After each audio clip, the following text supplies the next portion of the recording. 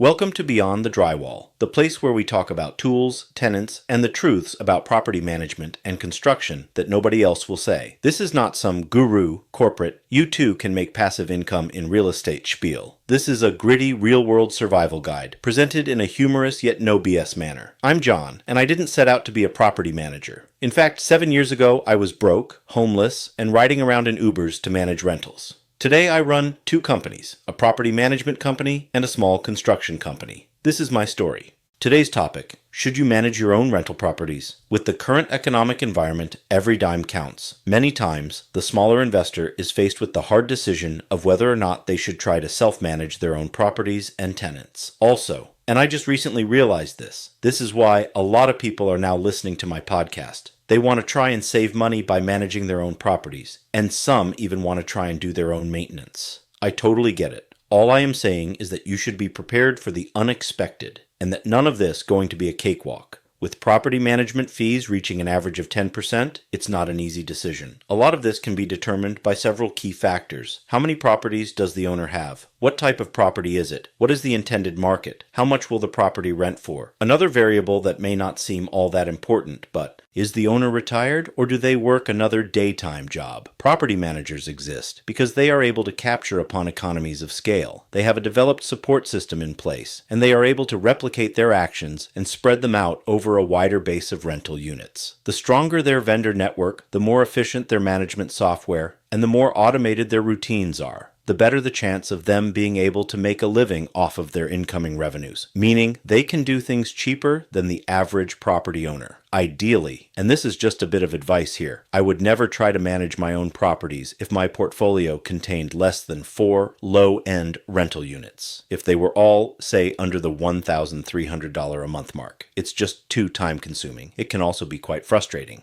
The $130 to $500 a month that you could potentially save would quickly get eaten up in your personal time each month. Let's say that you are like a lot of people and work a day-to-day job that pays $75,000 a year, or roughly $39 an hour. You could even look at it another way. 2.5 hours of your time allotted per unit per month towards managing your property. How much time on average would you need to dedicate for just one unit? For accounting, figure an hour each month. To post the rent, generate reporting, send receipts to the tenants. Maybe another 30 minutes to handle the utilities. Is there a yard? Who handles the landscaping? Then there are the routine admin activities that I will try and average out here and spread over each month. Lead inspections, rental inspections, and housing registration uploads. About half an hour a month. So now you are up to about 2 hours a month. Then there are the maintenance requests. This is not including the replacement cost of any appliances or things like materials and labor costs. Only the time allocated for management oversight. Figure around 3 service calls a year per unit, submitting details to a vendor, and then time spent tracking and posting to accounts. All this combined averages to roughly another hour a month. Let's take a second and pause here. I am new to this whole podcast thing, so apparently I am supposed to ask you to like and follow and share to get my numbers up. Higher numbers will help me keep this thing going, so if you would be so kind, I would greatly appreciate it. Thank you. And now, back to the program. So there are your 3 hours a month spent per rental unit, in comparison to paying someone to manage your properties for roughly $130 a month. Now, keep in mind, that's just the very basics. With a perfect world, perfect tenant scenario, with a minimal number of tenant maintenance requests. That's also with the understanding that you already know in advance everything there is to know about renting apartments, that you did not have to read up and study for anything. For example, how to register your property with housing as a rental property will take you 5 hours to figure out. How to register your property with MDE or some other lead monitoring entity, and find a vendor for inspections, another 5 hours. How to have your property inspected for safety violations, and find a vendor to do the work around 5 hours. How to find and develop a legal lease, about 3 hours. Learning your property management software, you can figure on about 20 hours minimum. Learning the proper way to collect rent, file for eviction, and manage late payments with the tenant takes an easy 20 hours a year to learn how to master. Finding the right tenant screening application and conducting background checks can chew up to 3 hours a year per new tenant. Setting up the proper bank accounts, not including travel to the bank, 2 hours. Getting the proper insurances, again 2 hours. Setting up your utility accounts can take 2 hours. So tack on an average of another 67 hours, or broken down into monthly averages, 6 hours a month per unit. What about the time and costs to place the tenant? Figure about 8 hours for listing and showing the unit once a year. Now you are up to 6.41 hours a month, $250.25 for just the minimum number of hours that are needed to be dedicated for support the renting of your one unit. Versus the $130 you were looking at spending by going with a property manager. And again, all this is in a perfect world scenario, so maybe let's look at it from a more real world angle. Maintenance requests are time sucks. Since you are handling the property management, you are also handling the exact selection of purchase of any replacement appliances, taking the time to measure them, go out to the retailers and look at them, pay for them, oversee their delivery. Add another 6 hours here per instance, including follow-up. Then let's prepare ourselves for the unexpected emergencies, which never happen during the hours of 9 to 5. Plumbing issues, hot water tanks, toilet floods, acts of nature like tree branches, or even pest control. At least one of these is bound to happen. Figure on another 8 hours on average per year, dedicated to just those activities. Now at this point, we need to set aside up to another half hour a month for tenant relationship building. It's not all about simply getting the rent check. There is a lot of calling and texting your tenants, just to remind them you exist, listening to them, to hear if there are any upcoming issues. You will need to do this even more so if it's your own property. Figure on 20 to 30 minutes a month. So now we are at something like 7.75 hours a month, or $302.25 a month on average. Keep in mind that we are still dealing with a perfect world scenario. Not one that includes the occasional challenging problems like fires, floods, or mentally unstable tenants. As I've said before, mentally unstable tenants come out of nowhere and are a real time sucks. Problems like that are much more advanced in nature and can require untold numbers of hours to get everything back online. Remember, the more units you have, the higher the chances are that you will get to experience the unexpected. So let me tell you, if it were me and I was totally new at this and wanted to try and manage my own properties, what are the types of properties would I be buying? Something that might give me a little better odds of avoiding a lot of issues. If I had the money and could invest in a fairly new, less than 20 years old, condo type property, that would be the easiest bet. Water is often included, and most of the fees are already known.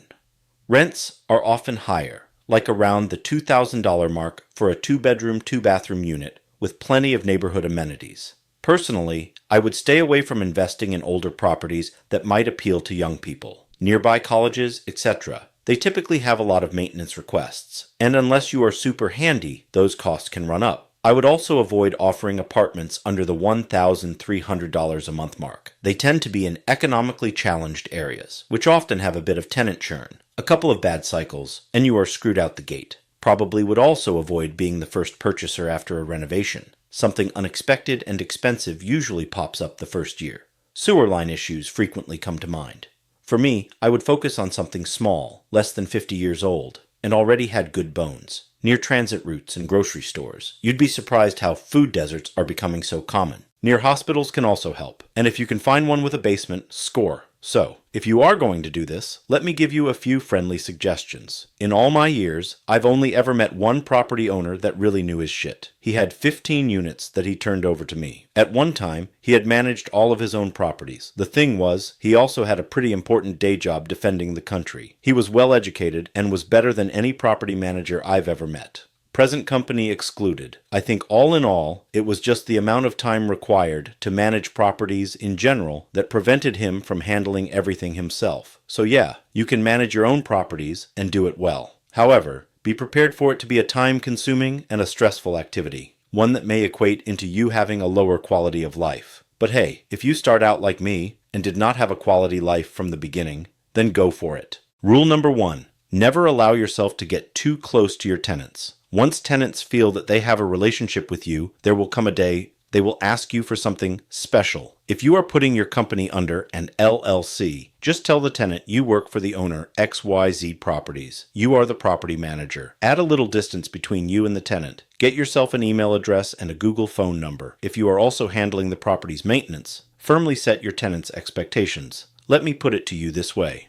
So what happens if you do not try to set boundaries with your tenants? Well then, you can expect them to think you are accessible 24 hours a day, 7 days a week, nights, holidays, weekends.